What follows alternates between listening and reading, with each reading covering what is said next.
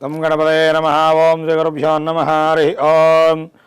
ఉగ్రం వీరం మహావిష్ణుం జ్వలంతం సర్వతోముఖం నారసింహో భీషణం భద్రం మృత్యుర్నమామ్యహో. జై నరసింహ, జై జై నరసింహ. సూర్యాపేట జిల్లా కోదాడ మండలం ఎర్రవరం గ్రామంలో వెలిసినటువంటి శ్రీ దూళ్లగుట్ట మహాక్షేత్ర వైకుంఠ వల్మీకోతో బాలా ఉగ్రలక్ష్మీ నరసింహస్వామి వారి దేవాలయము. మరి ఈ దేవాలయము ఆగస్టు 22వ తారీఖు 2022 సంవత్సరము ఏకాదశి సోమవారం నాడు స్వామివారు ఉద్భవించాడు. మరి ఏ రకంగా ఉద్భవించాడంటే, అంతకంటే ముందు స్వామివారు మహిళలకి ఒంటి మీదకి వాక్కు వచ్చి వాక్కు చెబితే గ్రామస్తులు నమ్మలేదు.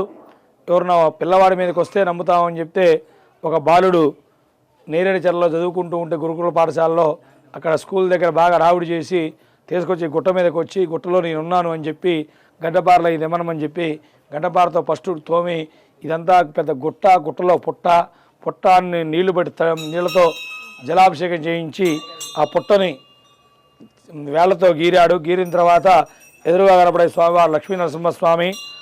అతనికి దక్షిణ భాగంలో వైకుంఠం నుంచి వచ్చా అన్నారు ఉగ్ర నరసింహస్వామి వారు. శివలింగాకారం బాలా ఉగ్ర నరసింహస్వామి, బాలా నరసింహస్వామి. కళ్యాణం బొట్టు మీద రాజలక్ష్మి వారు. ఇదంతా ఆదిశేషుని పడగలో నిద్రిస్తూ ఉన్నాడు. జై నరసింహ, జై జై నరసింహ. జై బాలా ఉగ్ర లక్ష్మీ నరసింహస్వామి వారికి.